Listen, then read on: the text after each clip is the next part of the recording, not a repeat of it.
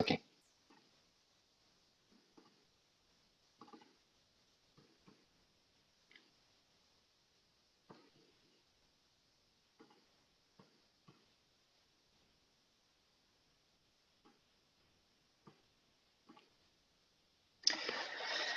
So today's lecture is going to be about recurrent neural networks and introduction to GANs.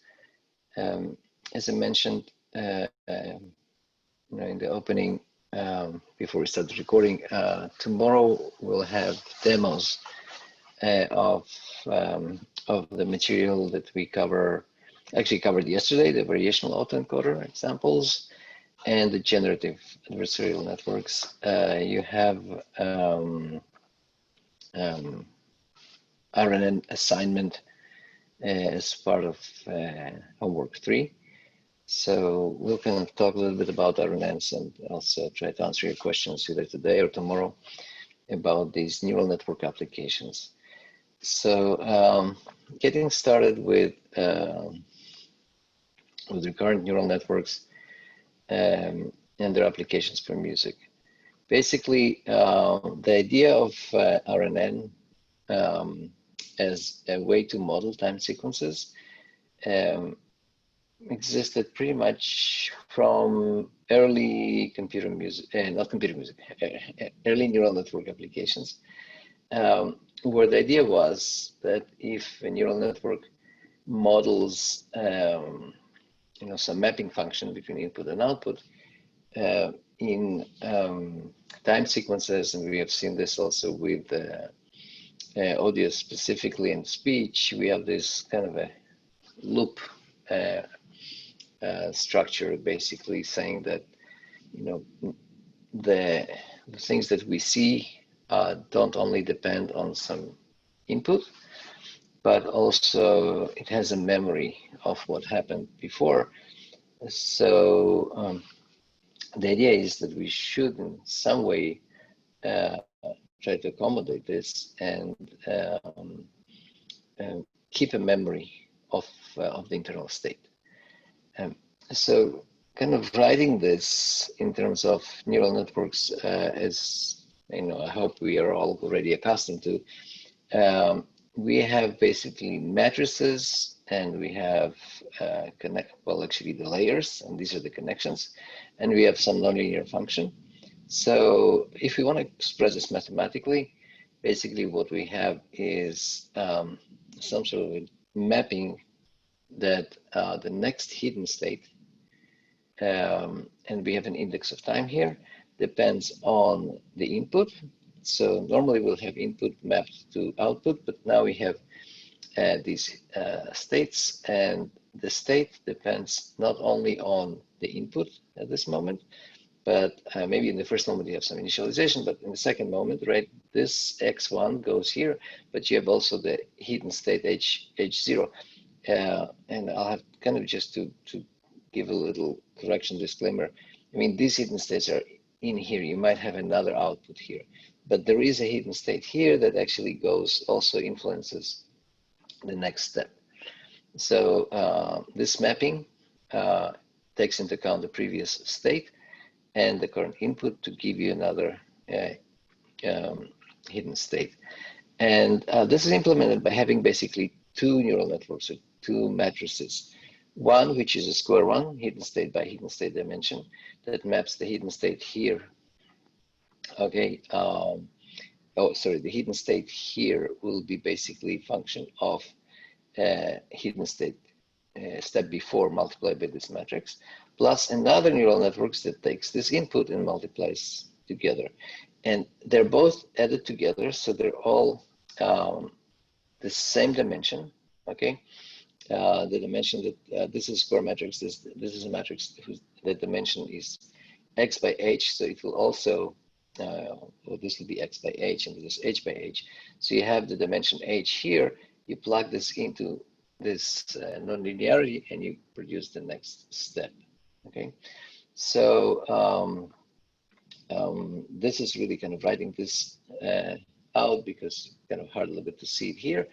And as I mentioned, there is another network actually to map the hidden states to output. So there is a little, this is a very common graph. I remember where I grabbed it from the internet, but it kind of has this little inconsistency that the hidden states are actually not seen outside. The hidden state propagate here, and what you see outside is some other output. So a little bit more detailed representation that kind of points out these two matrices here, and we can see the dimensions. So let's say we have a character encoding as one hot. So of course there is some kind of a mapping of your input data to neurons, and of course this is a very important part in your modeling, but we don't cover this aspect. Why would you encode it this way or another way? It's the simplest one, is the one hot encoding per letter. And then this goes through a neural network. So you'll have a matrix here, which will be 4 by 3 that will create a 3-dimensional hidden layer with whatever activations function that goes in between. And I will not talk about this. I'll go here in a second, but let's move in time. Then when we move to the next time, we will have here a matrix 3 by 3. Here we have a matrix which is 3 by 4. Okay, so we multiply by 4, we get a 3. You add them together, you plug them into nonlinearity, you get this number. And this is how it's propagated. So again, there are two matrices here. This is H by H, and this is X by H. And the output that we actually see, and this is where the training comes, because for training we provide some input and we provide some output. So here you have an inverse situation that you go from H to Y. So you'll have a matrix which is 3 by 4 that takes this 3-dimensional vector and outputs a 4-dimensional vector. Okay, so a couple more points to kind of things to point out. One is what do we provide as input and output? The nature of such a model, and this is typically called the character level language model, because we model language character by character, is really to try to predict the next character. So if this is the task, what we'll provide here is an input, and here we'll have the outputs shifted by one letter. It's, we will show in a second other scenarios. But if we have the hell that goes into low, so basically what we train is that we pass the word hello, and we train a neural network that eventually we hope will predict the O. So there is this kind of a common one character or one symbol shift between input and output that is used as the training data. A little bit like the autoencoder, but instead of matching the same input and output, again, this is kind of an unsupervised setting. We just pass text, and we want this to model to be able to predict the next letter in text. So just because of the ease, the ease of implementation and the data that doesn't require any processing, I think this is one of the reasons that RNN became so popular. And of course, they also work well. So anyway, this is what we have as the basic setting. And the second point is that the outputs here are activations, right? Or activations translated through some kind of a sigmoid function or softmax into probabilities. So right now, these are not, these are activations really. You have to kind of pass them through softmax to translate them into normalized numbers that will look something like a multinomial distribution. And then of course the question is, so what do you choose? How do we choose the actual letter? And so this is, another aspect to consider, because if we take, the maximum encoding, we might incur some errors.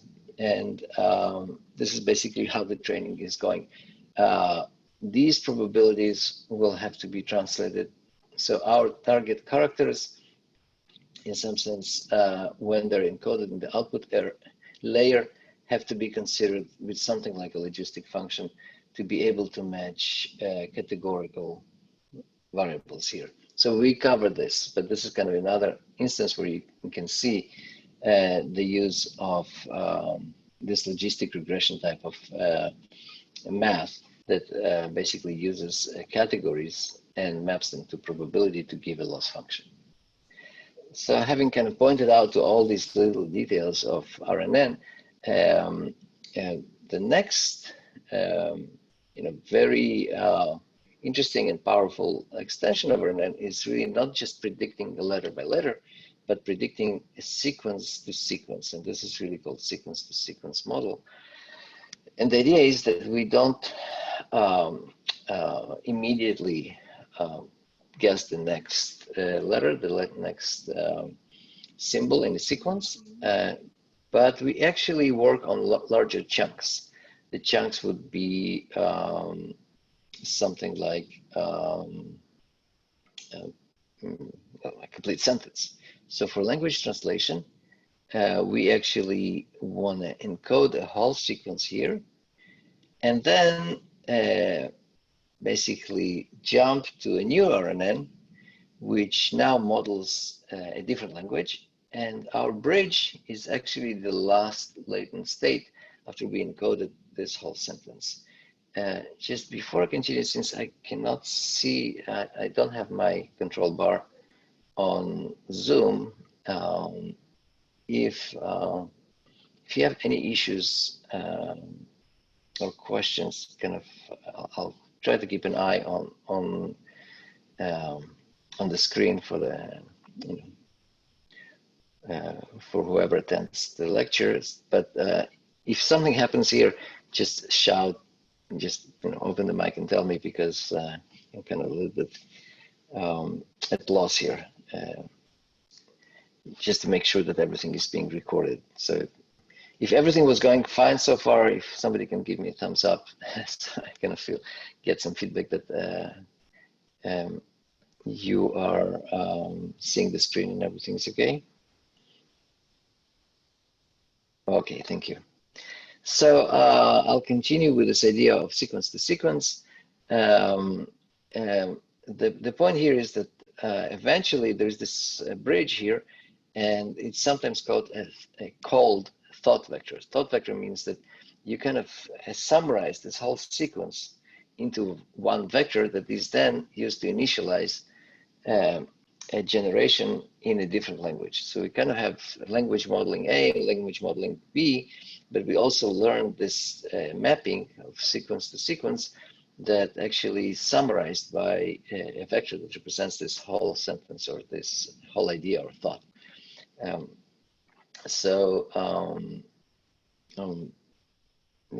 Many other possibilities exist. The usual one-to-one would be not an RNN, but you can have one input that is mapped to a sequence. You can have a sequence mapped to one prediction. You can have kind of a continuation. We could take some input and then some output, or many to many. All of these are kind of different flavors of RNN.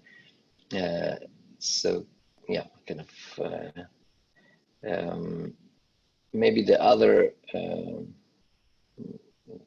just one other thing to notice in the slide are kind of the typical applications. So as no RNN, it's the usual kind of a classification problem. You can have just a sequence output. So you can think about this as an image, and you'll have a sequence of words. So image captioning would be maybe this case. You can have a sequence that is eventually translated to one output. So let's say sentiment analysis, you're given a sentence and you want to have some kind of positive or negative sentiment. That's an example of this architecture. Machine translation is sequence to sequence, as we mentioned already. And you can have also synced sequence to sequence where we might want to go and label different frames of video. So as these things progress, these outputs also kind of change in time with them. Sorry for battling here with Zoom. Maybe when I stop this lecture, I'll restart the Zoom.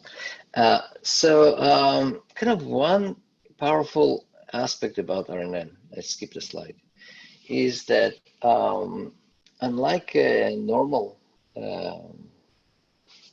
fully connected networks, where we have this general notion of a mapping function from input to output, and this general theorem that we didn't prove, but this is kind of good thing for you to check out, is this universal mapping theorem that tells you that you can basically approximate any function with these linear weights going through non-linearities. So in some sense, deep neural networks can learn any mapping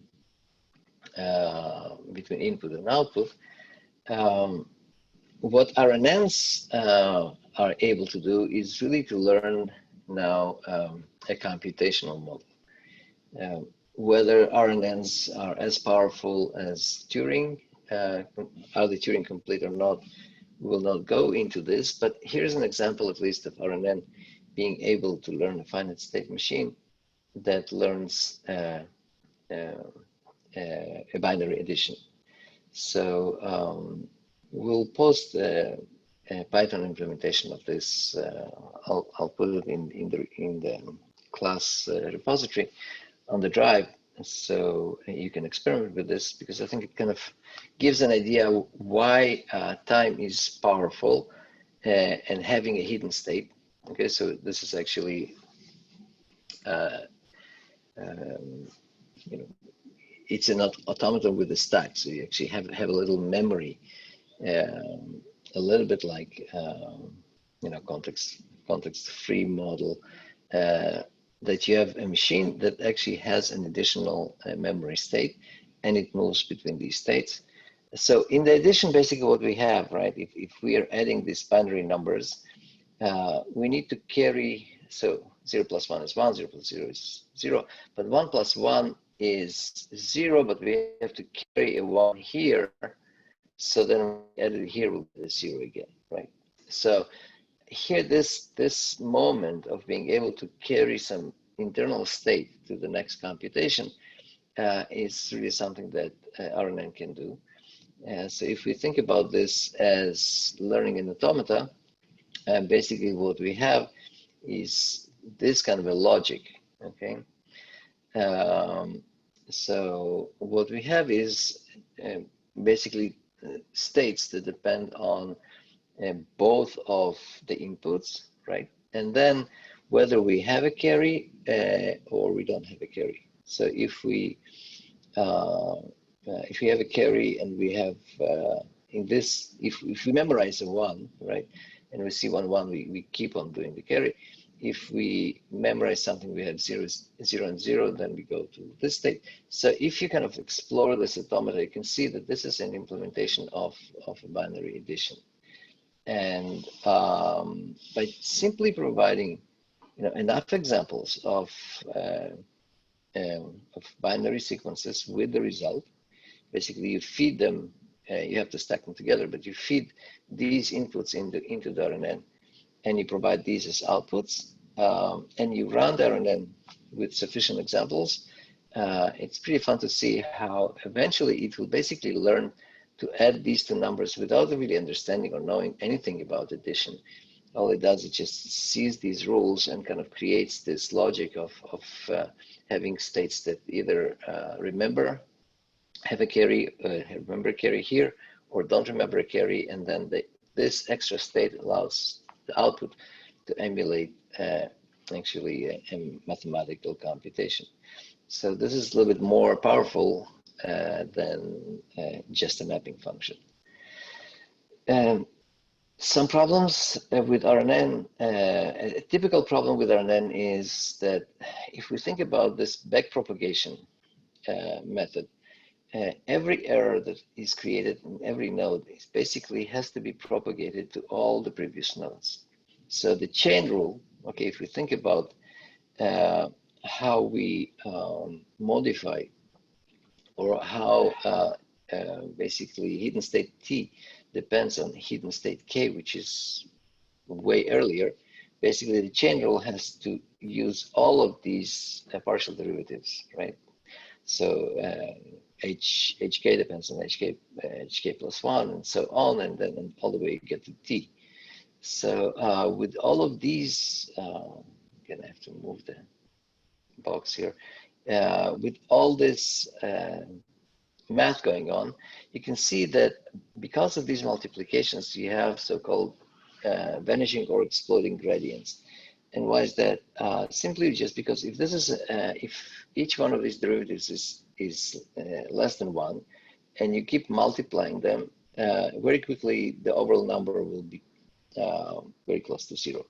So the influence of you know a node that currently happens to nodes that happened much earlier diminishes. Okay, and then basically it doesn't learn very long sequences. Another problem is the other way around.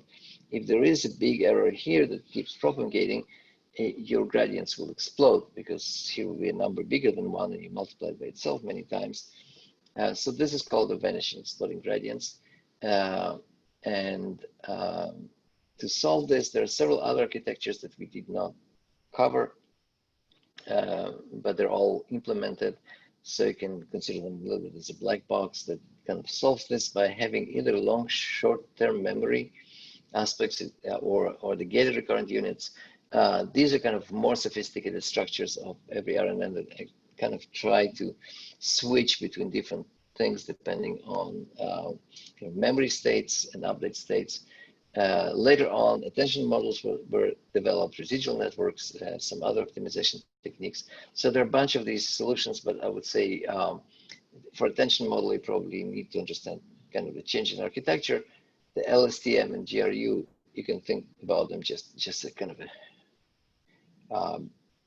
smarter neuron, okay, neuron that kind of doesn't suffer so much from the gradient descent problem. Because once you use one of these, you basically, at least in terms of graphical representation, you just consider them exactly as an RNN. These will be kind of different units, while attention model is slightly different architecture of the RNN. Residual networks also have some kind of steep, and this is really just a different way of optimization that's supposed to be more stable. Historically,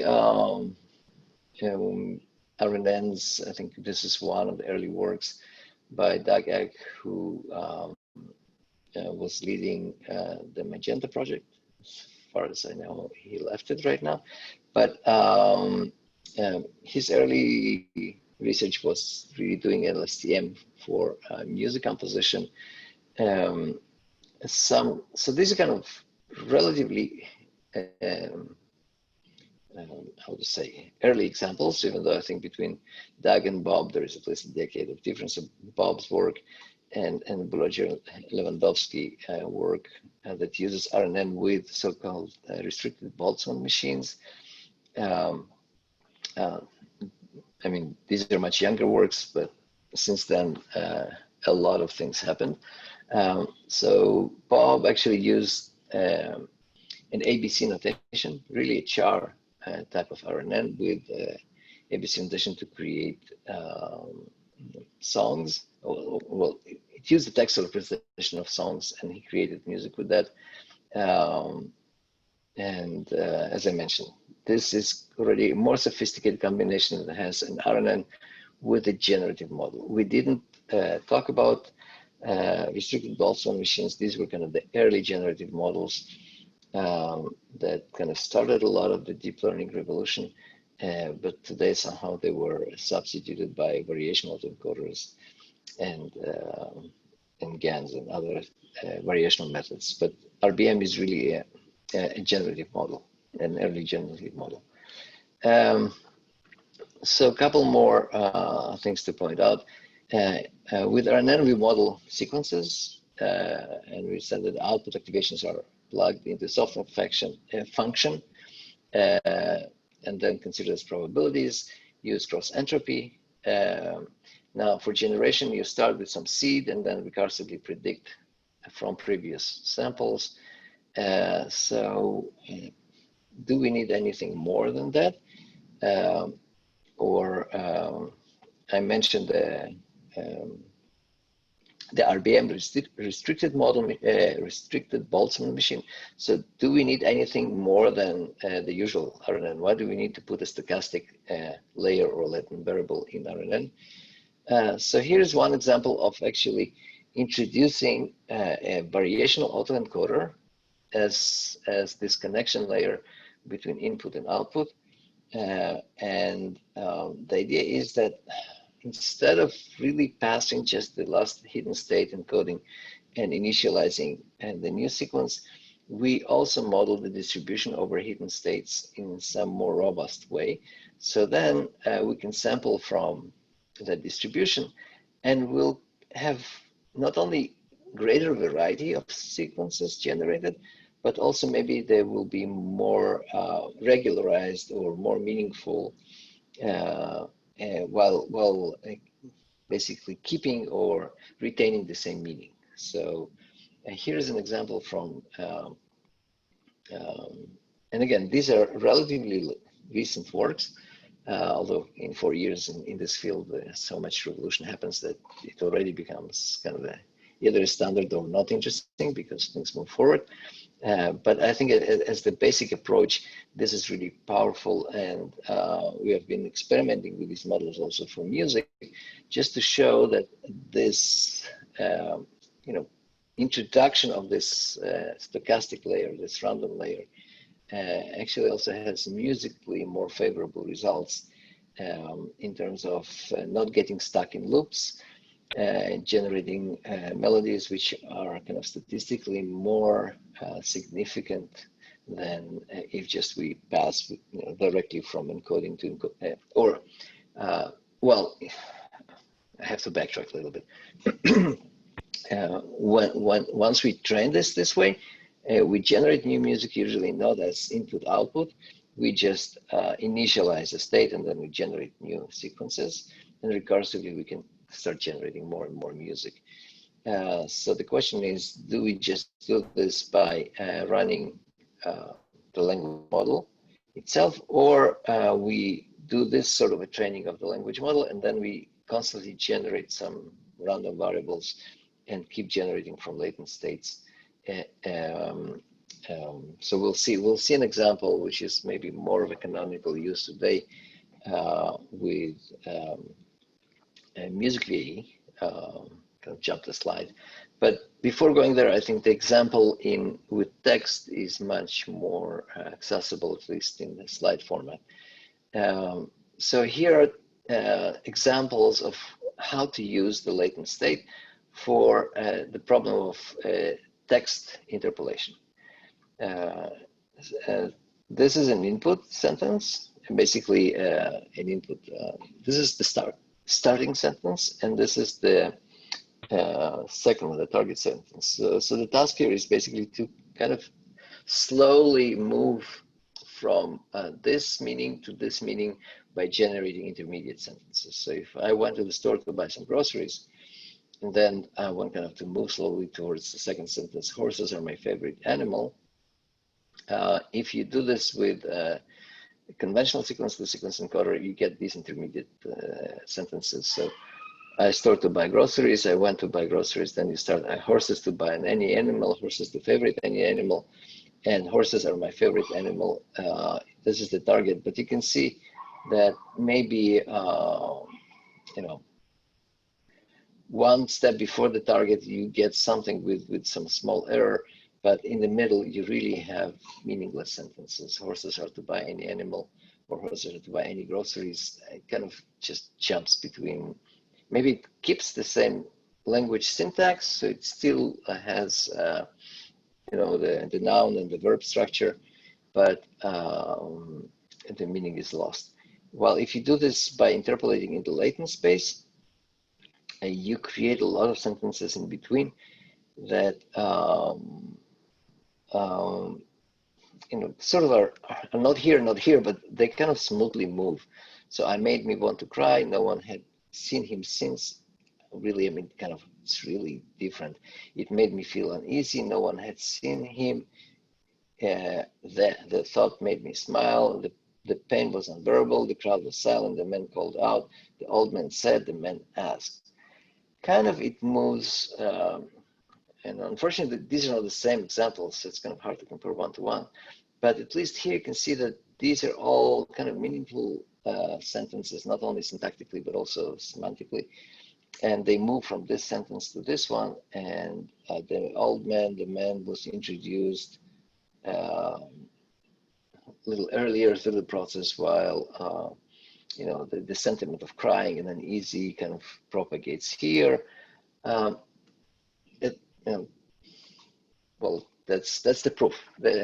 Another comment is that this is the difficulty of judging these models. Somebody has to read them and kind of get a sense that this is more meaningful in some sense than these errors.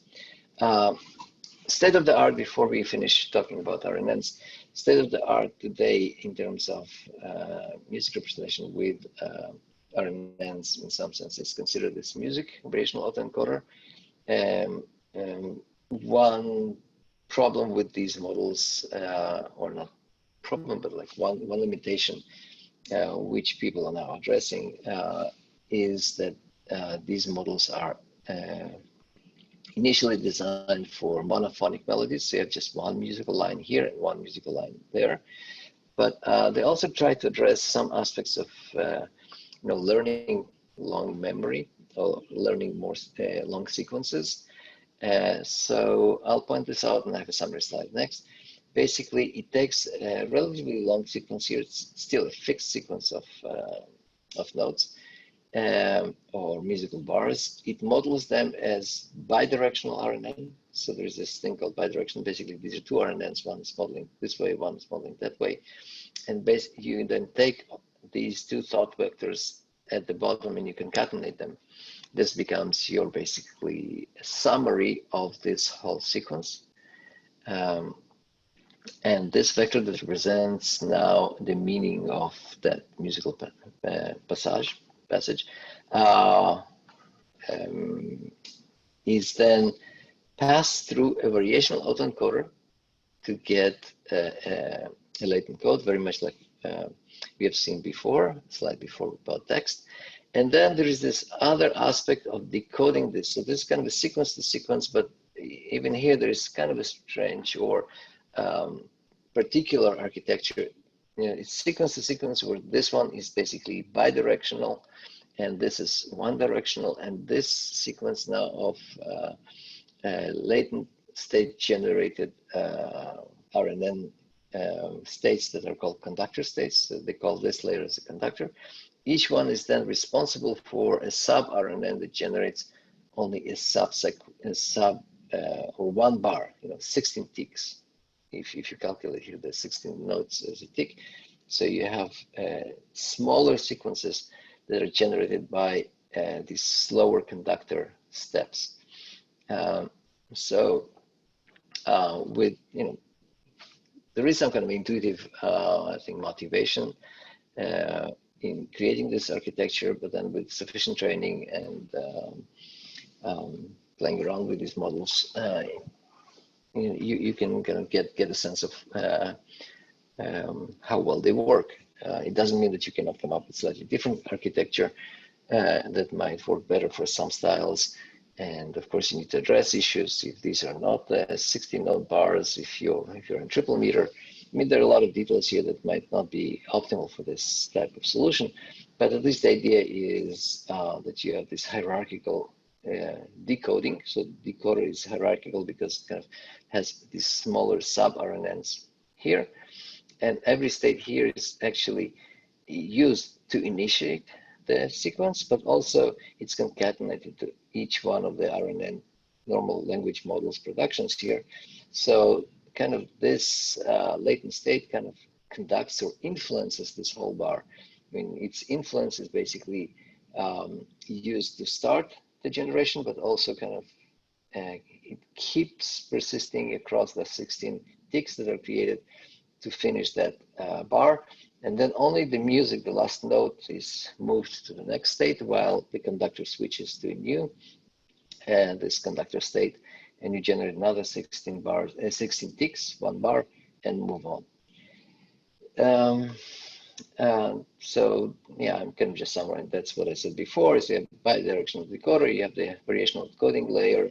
You just spelled out as equations. You have conductor RNN, and you have the hierarchical decoder that actually goes through a fully connected layer to produce the initial state, and also concatenate the hidden output state vectors to produce the next output decoding. So I kind of said that before. Some examples. So I'll switch. I just need to make sure that if I click on the button, that you will still have this the screen share. And as I said, I lost my control bar. It's blank for some reason. So I will need your thumbs up again to tell me if you can see the page. Can you see the magenta page right now? Music VA creating a puppet, or we're still stuck on the, okay. I need your feedback, guys. It's still on the lecture slide. It's still on the lecture. Okay. Maybe this one. Can you see now? Yeah. The music VA? Yep. So I'll just browse this with you, but also maybe play some examples so we can get a sense of what it's doing. There is the GitHub, there's the article. I would say that the main idea of again, or the main demonstration here would be, first of all, that you can generate stuff from latent spaces, okay? And here's a small visualization of how we generate things without a VAE and with VAE, that it gives more structure. I'll skip this part because these are small generations. It also motivates this a little bit with Sketcher, and then we'll talk about this later. Latent space, we're going to cover these ideas. And here is an example of a little bit longer example where you have very much like in the text example, interpolating from, they call it baseline and melody. So you have the melody here, and the task is exactly, as we've seen before, to move from this to this. I will not play these examples because once we play the interpolation, you see this is 7-second excerpts here, and this is a minute long, so I might kind of jump through it, going from this to this, but this is not in VAE space. So if we start with,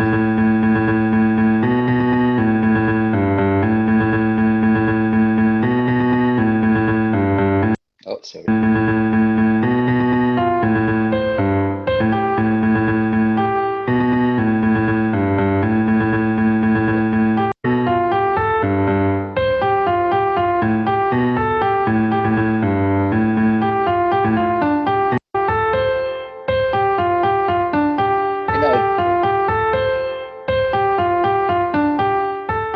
I'm not playing this like the whole minute, not because we're so short in time, just because it's really not very interesting. You can visually see it basically starts with this melody and then kind of randomly chooses between these probabilities. Even this example, almost I would say deliberately, but it's so schematically designed that you basically, of course, if you just randomly start losing notes here and introducing these notes, there will be no meaning really in between. So you can think about other more logical ways of interpolating these things that do not require neural networks.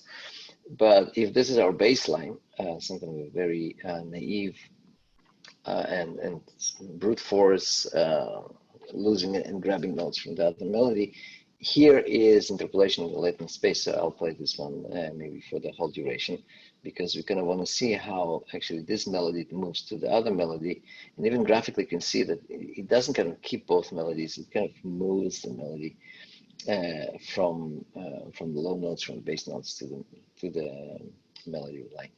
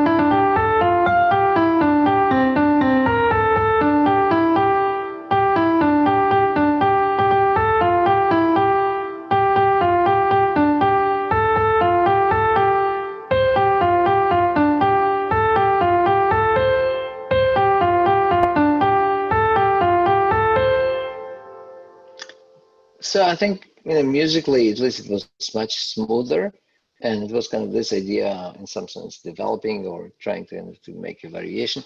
Of course, it didn't really learn more than interpolating between the latent variables. If we really want to have a so-called in-painting problem rather than interpolation problem, there are other ways to do this, and basically learn also examples of missing links between parts of musical pieces. So if you had a lot of musical pieces that had this somewhere in the beginning and this one somewhere, I don't know if in the end, but like farther apart, and you had real music happening in between, there are also these other designs that actually want to do in-painting, so it will not only be interpolating between these latent states, but it will also create some kind of a structure as how to move between these latent spaces in ways that are learned. But I think already this one kind of gives an example why this is a useful approach. There are many more examples, and then this is really not done yet with Music VAE. It's just interpolation in latent space, and then the examples or this architecture that I've been talking about, they have more examples here. Also kind of moving between different melodies. In this case, these are much longer examples. So here you had just a 1-bar example to start with, and okay, where's my mouse? Okay, you had 1 bar to start with and 1 bar to end with, and this was interpolation. Here you actually try to capture structure of 38 seconds of music, right? This one was, our initial was second, and the target was 7. So we start with 7, and with 7 we interpolate. Here we start with 38 seconds of music. So this requires a much more powerful representation. And then you do the same sort of interpolation. So these are kind of the melodies you start with.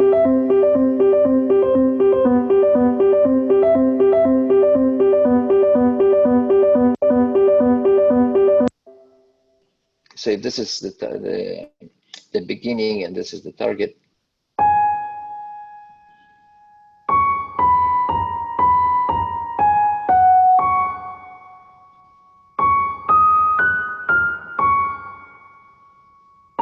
so this one already has some kind of structure. It has kind of these little kind of phrases that shorten, and you have these like long notes, and then the descending melodies and these connections. So if there is more structure here, then in between you get something that hopefully musically is meaningful. So somewhere here, you get.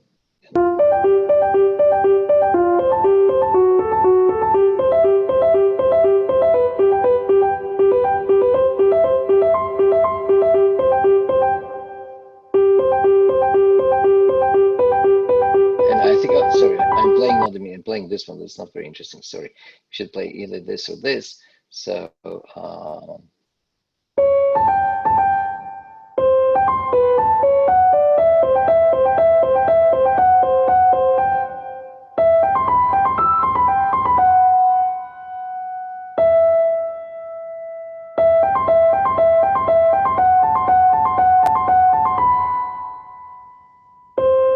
you're going to try to get something of that structure and something of that structure, you can again see these examples, play this on your own, and see that it does capture something musically meaningful, even without being able to analyze this very deeply in terms of music theory. But as a tool, it might create something that has more variety and also more kind of relation or affiliation to the regionals.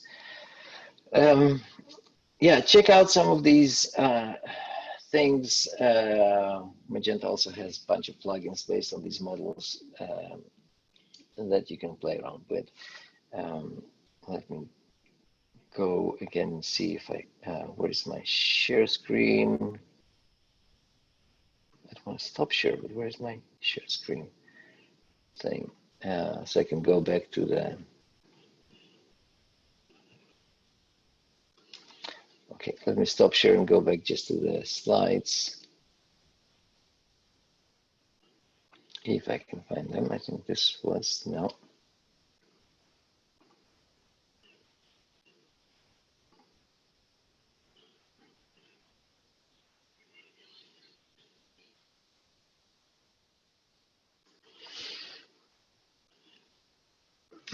Okay, apologies. Where is my PowerPoint? Unless I closed it when I was switching slides. Oh no, it's still running. Just I can't see it.